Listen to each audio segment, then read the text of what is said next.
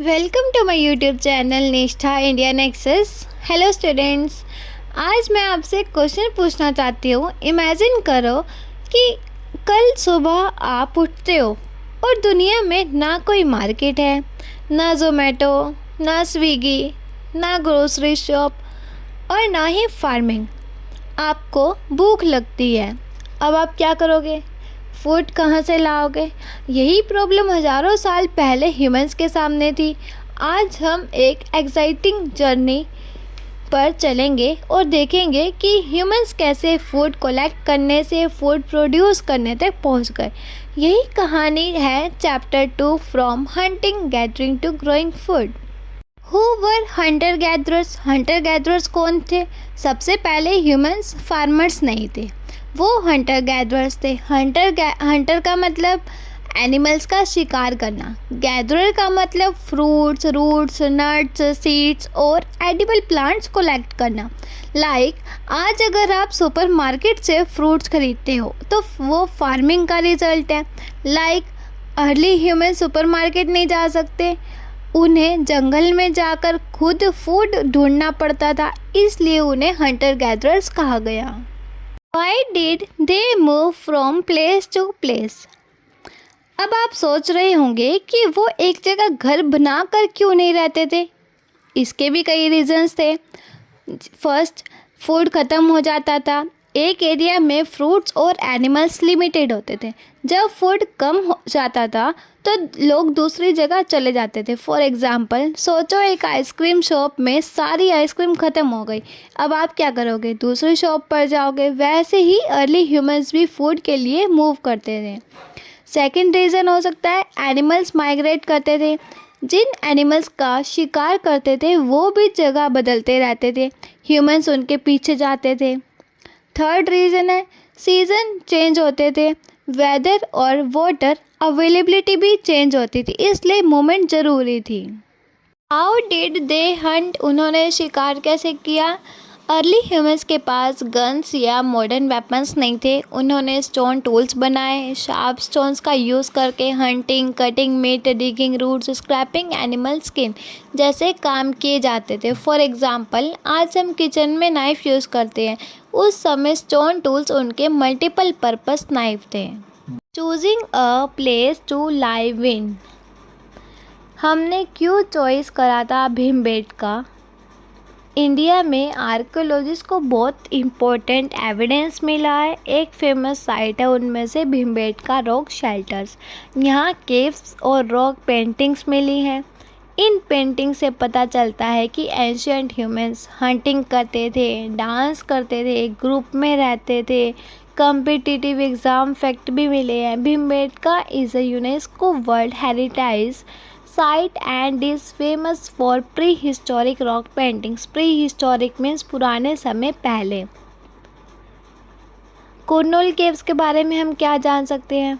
Kurnool caves में जैसे कि आप इमेजिन करो, एक डार्क केव में एंटर करते हो, ना इलेक्ट्रिसिटी है, ना फैंस, ना लाइट्स, लेकिन केव के अंदर आर्कियोलॉजिस्ट को कुछ ऐसे एविडेंस मिलते हैं जो हमें हज़ारों साल पुराने ह्यूमंस के बारे में बताते हैं। ये केव्स कुरनूल केव्स है। यहाँ से साइंटिस्ट को एनिमल बोन्स और एंशियंट ह्यूमन एक्टिविटीज़ के ट्रेसेस मिले। इन डिस्कवरीज से पता चलता है कि अर्ली ह्यूमंस केव्स में रहते थे और हंटिंग गैदरिंग लाइफ जीते थे। Why were caves important? Caves important क्यों होती है? अर्ली ह्यूमंस के पास पक्के हाउसेस नहीं थे। केव्स उनके लिए थी नेचुरल शेल्टर थी, रेन से प्रोटेक्शन देती थी, वाइल्ड एनिमल से बचाती थी, रेस्ट करने की जगह थी उनके लिए। फॉर एग्ज़ाम्पल, आज हम कंसर्ट हाउसेस में रहते हैं। अगर आप ट्रैकिंग पर जाओ और अचानक हैवी रेन शुरू हो जाए तो आप किसी शेल्टर की तलाश करोगे। वैसे ही एंशियंट ह्यूमन केव्स का यूज़ शेल्टर के रूप में करते थे। इसकी इम्पोर्टेंस क्या हो सकती है? कुरनूल केव्स से आर्कियोलॉजिस्ट को एविडेंस मिला कि अर्ली ह्यूमन साउथ इंडिया में भी रहते थे। वो हंटिंग और गैदरिंग करते थे एनिमल्स के बोन्स और टूल्स उनकी लाइफस्टाइल को समझने में हेल्प करते थे, इसलिए वो कुर्नूल केव्स में रहते थे। Finding out about fire, discovery of fire. Human history की सबसे इम्पोर्टेंट डिस्कवरीज में से एक थी फायर। फायर का यूज़ हुआ फूड कुक करने के लिए, वाइल्ड एनिमल से प्रोटेक्शन के लिए, लाइट के लिए, वार्मथ के लिए। फॉर एग्ज़ाम्पल, आज अगर इलेक्ट्रिसिटी चली जाए तो भी हम कैंडल या गैस यूज़ कर सकते हैं। इमेजिन करो फायर के बिना लाइफ कितनी डिफ़िकल्ट होती होगी। इसीलिए फायर बहुत ज़्यादा ज़रूरी थी, पहले के टाइम में भी और आज के टाइम में भी। चेंजिंग एनवायरनमेंट चेंज कैसे हुआ, ग्रोइंग फूड कैसे होने लग गया था। अब एक हिस्ट्री में एक रिवोल्यूशनरी चेंज आता है। ह्यूमंस ने नोटिस किया कि सीड्स ज़मीन में गिरने के बाद नए प्लांट्स उगते हैं। यहीं से फार्मिंग का उन्हें आइडिया आ जाता है। अगर आप मैंगो खाकर उसकी सीड्स गार्डन में डाल दो और कुछ समय बाद प्लांट उगाए, तो आप समझ सकते हो कि एंशिएंट ह्यूमंस ने भी कुछ ऐसे ही ऑब्जर्व किया होगा। ग्रेजुअली लोगों ने क्रॉप्स उगाना शुरू किया। The beginning of farming and herding. Farming कैसे शुरू करी उन्होंने, कैसे स्टार्ट करी थी? Why did people start farming? सबसे पहले मोर फूड, ज़्यादा से ज़्यादा उन्होंने फूड उगाना शुरू किया। फूड का स्टेबल सोर्स मिल गया था। सेकंड आता है लेस ट्रैवलिंग लेस होने लगी, हर बार फूड के लिए उनको मूव नहीं करना पड़ता था। थर्ड आता है कि परमानेंट सेटलमेंट, लोग एक ही जगह पर रहने लगे, विलेजेस डेवलप होने लगे। फॉर एग्ज़ाम्पल, सोचो अगर हर वीक आपको स्कूल चेंज करना पड़े, कितनी प्रॉब्लम होएगी। परमानेंट विलेजेस ने तो लाइफ को स्टेबल ही बना दिया था। डोमेस्टिकेशन ऑफ एनिमल्स कैसे हुआ था? ह्यूमंस ने सिर्फ प्लांट्स ही नहीं उगाए, एनिमल्स को भी टेम करना शुरू कर दिया था। इस प्रोसेस को डोमेस्टिकेशन कहते हैं। एनिमल्स पालने लग गए थे, शीप, गोट, कैटल, डॉग। ह्यूमंस लाइफ का ये इम्पोर्टेंट पार्ट बन गया था। इन सब से हमें बेनिफिट क्या मिलते थे? मिल्क मिलता था, मीट मिलता था, प्रोटेक्शन, फार्मिंग असिस्टेंस मिलती थी। फॉर एग्ज़ाम्पल, आज भी हम विलेजेस में काउज और बफेलोज फैमिलीज़ की इनकम का इम्पोर्टेंट सोर्सेज हैं। A closer look, living and dying in मेरकर earliest farmers in India. Archaeologist को एविडेंस मिला कि अर्ली फार्मिंग कम्युनिटीज़ कुछ रीजन्स में रहती थी। फॉर एग्ज़ाम्पल, मेहरगढ़, ये साउथ एशिया के अर्लीस्ट फार्मिंग सेटलमेंट में से एक माना जाता है। यहाँ फार्मिंग और एनिमल्स डोमेस्टिकेशंस के एविडेंस भी हमें मिले हैं। How do we know all this? अब आप पूछ सकते हैं कि ये इतनी पुरानी बातें हमें कैसे पता चली?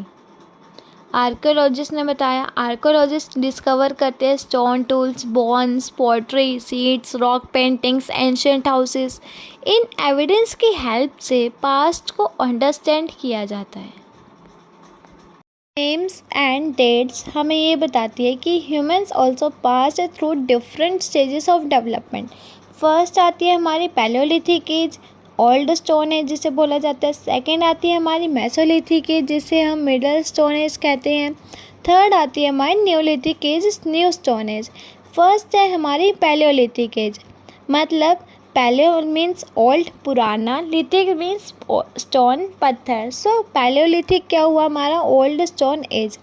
लगभग 20 लाख साल पहले से लेकर लगभग 12,000 साल पहले तक लोगों का जीवन कैसा था?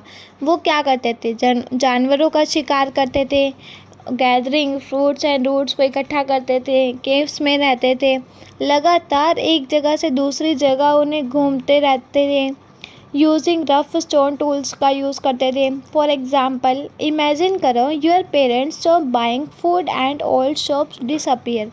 आपको अगर फल ढूंढने और खाने के लिए जानवरों को पकड़ने के लिए जंगलों में जाना पड़ेगा, तो ये क्या कहलाएगा? Palaeolithic age. तो यही क्या है? हमारा पैलियोलिथिक स्टोन एज है। That is similar to how palaeolithic humans lived. For example, अगर हम आज की जनरेशन देखें तो हम क्या करते हैं? खाना खाने हम सुपरमार्केट से भी ला सकते हैं, सुपरमार्केट में जाकर हम खाना खा सकते हैं। हाउसेस, घरों में रहते हैं, इलेक्ट्रिसिटी हमें मिलती है। तो पैलियोलिथिक एज में हमें फूड फ्रॉम फॉरेस्ट मिलता था, केव्स में रहते थे, fire for light and warmth, रोशनी और गर्मी के लिए आग चाहिए होती थी हमें। तो ये क्या है, हमारा पैलियोलिथिक स्टोन एज है। सेकंड आता है हमारा Mesolithic stone age. Meso means middle, lithics means stone age. Mesolithic age is a transition period between hunting life and farming life. ये एक ऐसा दौर है जहाँ कोई भी स्टूडेंट प्राइमरी स्कूल से सेकेंडरी स्कूल में जाता है, ना तो पूरी तरह पुराना होता है, ना ही पूरी तरह नवा होता है। What was happening is the Mesolithic as. People still, लोग तब भी क्या करते थे, जानवरों का शिकार करते थे, फल और रूट्स इकट्ठा करते थे, मछलियों को पकड़ते थे। लेकिन अब उनके पास एक बेहतर जो टूल्स थे, जो छोटे छोटे स्टोन एज थे, वो बेटर हो गए थे पहले से ज़्यादा। They were become more skilled and organised, skilled gatherer हो गए थे।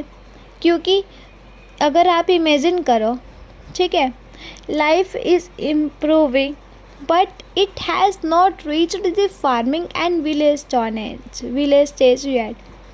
अगर आप स्मार्टफोन का यूज़ कर रहे हो, आजकल तो सारे स्मार्टफोन यूज़ करते हैं, ठीक है। हंटिंग एनिमल्स कैसे, सपोज करो you want to cut vegetables, अगर आपको वेजिटेबल्स कट करनी है तो विच इज़ ईजियर, क्या ज़्यादा आसान रहेगा आपके लिए। अ रफ स्टोन ज़्यादा आसान रहेगा, अ शार्प नाइफ ज़्यादा आसान रहेगा। तो हमारे लिए क्या ज़्यादा आसान रहेगा, अ शार्प नाइफ, एक तेज चाकू, जिससे हम इजीली अपनी वेजिटेबल्स को काट सकते हैं। Similarly Mesolithic people made smaller and sharper tools का यूज़ करते थे। Because of better tools hunting became easier and more successful. सबसे पहले डॉग को पालना शुरू करा था उन्होंने।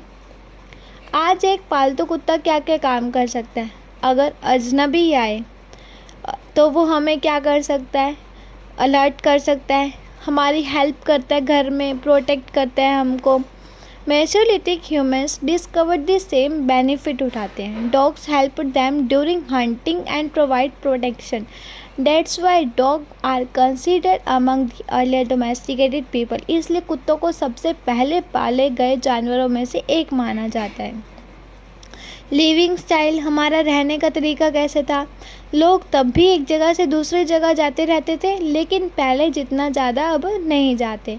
कभी कभी क्या होता था, they stayed near rivers and lakes for longer periods.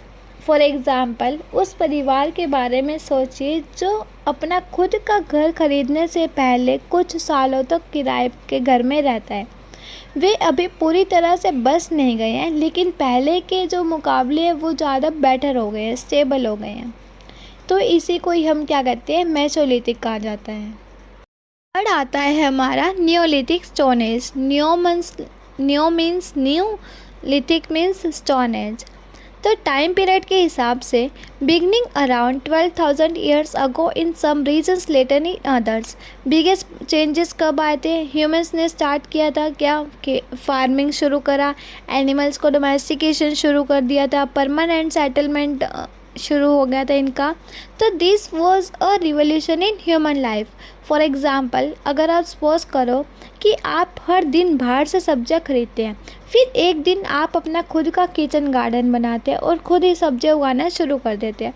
अब आप खाने के लिए पूरी तरह से रेडी हो चुके हो, लेकिन दूसरों पर डिपेंड तो नहीं रहते ना अब आप।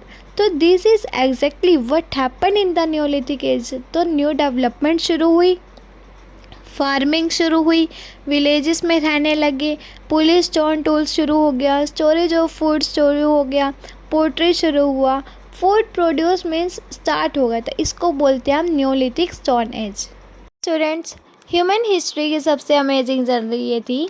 फूड ढूंढने वाले ह्यूमंस, फूड उगाने वाले ह्यूमंस, हंटर गैदरर से फार्मर्स बनने तक का सफ़र ने विलेजेस, सिविलाइजेशन और इवेंचुअली मॉडर्न सिटीज़ को जन्म दिया। आज हम जो फूड खाते हैं उसकी कहानी हज़ारों साल पहले शुरू हुई थी। अगर ये एक्सप्लेनेशन आपको पसंद आए तो वीडियो को लाइक करें, शेयर और सब्सक्राइब ज़रूर करें। मिलते हैं नेक्स्ट चैप्टर के साथ। Thank you.